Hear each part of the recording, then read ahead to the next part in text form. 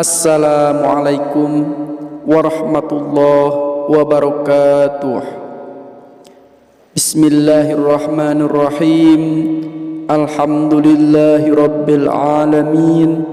Wassalatu wassalamu ala asrafil anbiya'i wal mursalin wa ala alihi wa sahbihi ajma'in. Amma ba'du. Pertama-tama marilah kita panjatkan puji dan syukur kehadirat Allah Subhanahu wa taala. Salawat dan salamnya tak lupa kita panjatkan kepada baginda kita akni Kangjeng Nabi Muhammad sallallahu alaihi wasallam. Tak lupa kepada keluarganya, kepada sahabatnya, dan semoga sampai kepada kita semua sampai akhir zaman. Amin ya Allah ya Rabbal alamin. Sahabat yang dirahmati oleh Allah, pada kesempatan kali ini saya akan membahas mengenai amalan saat banyak urusan agar Allah menolong urusan kita. Kesuksesan keseluruhan pencapaian kehidupan yang diraih hakikatnya merupakan hanyalah pertolongan Allah Subhanahu wa taala yang Maha Pengasih dan Maha Penyayang. Tidak daya dan kekuatan melainkan atas pertolongan Allah yang Maha Agung. Karena itu jangan pernah berhenti memohon pertolongan darinya.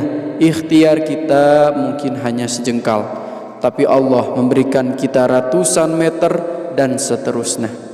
Ikhtiar tak selalu berbanding lurus dengan yang kita harapkan atau dengan hasil. Kadang ada keajaiban, dan begitulah Tuhan memberikan karunia dan keberkahan kepada kita semua. Kehidupan tak selalu mudah, ada banyak ujian yang dijumpai baik menimpa kepada pribadi maupun kelompok. Namun bagi mukmin yang beriman,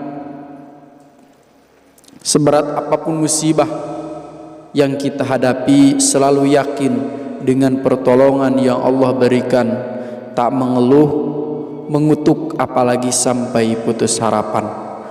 Pertolongan Allah sungguh amat dekat. Pada saat cobaan memuncak beratnya, maka kelapangan pun semakin dekat hadirnya. Allah tak menjanjikan kemudahan datang setelah kesulitan, tapi Allah telah menyiapkan kemudahan bersama dengan datangnya kesulitan. Mari tengok sirah nabawiyah, betapa pertolongan Allah Subhanahu wa taala hadir dan begitu nyata. Contohnya di perang Badar, perang Khandaq, semuanya membuktikan hal tersebut. Bahkan terkadang pertolongan itu datang pada saat detik-detik terakhir, saat terdesak. Contoh lain, pada saat penandatanganan perjanjian Hudaybiyah, saat itu cukup banyak sahabat Nabi Muhammad SAW yang mengira umat Islam akan diambang kekalahan, sebab beberapa husul perjanjian itu tak adil terhadap umat Islam. Namun dengan penuh keyakinan Rasulullah SAW memenangkan mereka. Akhirnya terbukti kaum muslimin dapat menaklukkan kota Mekah, sehingga kekalahan berada di pihak kaum musyrikin. Adapun amalan yang dapat dilakukan, amalan saat banyak urusan agar Allah Subhanahu wa taala ikut menolong, adalah sebagai berikut. Bismillahirrahmanirrahim. Rabbi shrahli sadri wa yassirli amri wahlul 'uqdatam min lisani yafqahu qawli. Sekali lagi ya, saya bacakan amalannya, yaitu Rabbi shrahli sadri wa yassirli amri wahlul 'uqdatam min lisani yafqahu qawli. Silahkan dibaca setelah sholat subuh, setelah sholat duhur, pokoknya dibaca setelah melakukan sholat fardu. Minimal 10 kali, lalu dilanjut dengan Al-Fatihah untuk mengakhiri doa tersebut. Lalu apa artinya dari bacaan yang saya baca tadi?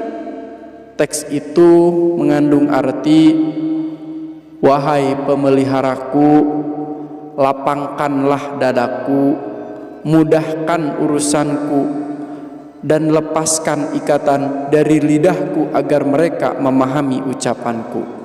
Doa ini merupakan doa yang dibaca dan diucapkan oleh Nabi Musa alaihi salam ketika dalam kesulitan, yaitu saat menghadapi Fir'aun.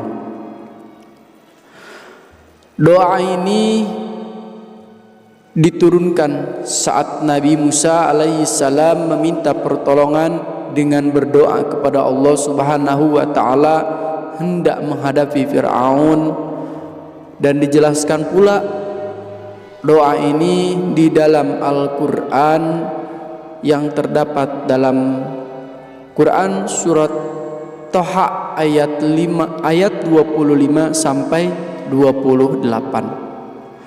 Sebagai manusia memang wajar jika kita mengeluh dan mungkin putus asa dalam menghadapi segala kesulitan. Tapi perlu diingat bahwasannya Allah Subhanahu wa taala pasti akan membantu jika umatnya mau terus berusaha. Dengan berbagai masalah, dengan berbagai macam permasalahan dalam sebuah urusan, kita harus terus meminta pertolongan kepada Allah Subhanahu wa taala agar seluruh permasalahan tersebut dapat segera diselesaikan dengan baik.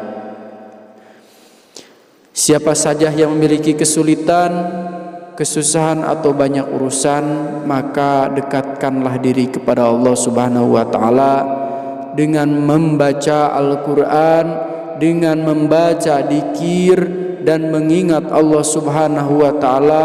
Berarti kita telah membutuhkan tuntunan. Allah akan menjanjikan tuntunan, pertolongan serta kemudahan. Amin ya Allah ya Rabbal alamin. Sahabat yang dirahmati Allah, mudah-mudahan doa yang disampaikan oleh saya menjadi penolong, menjadi sebuah jalan yang dapat menyelesaikan urusan sahabat-sahabat semua. Saya ikhlas untuk diamalkan oleh siapa saja, dan mohon tulis di komentar Qabiltu barang siapa yang ingin mengamalkannya, agar saya tahu siapa saja yang akan mengamalkan doa ini. Terima kasih dan mohon maaf atas segala kekurangan dan kesalahannya. Wassalamualaikum warahmatullahi wabarakatuh.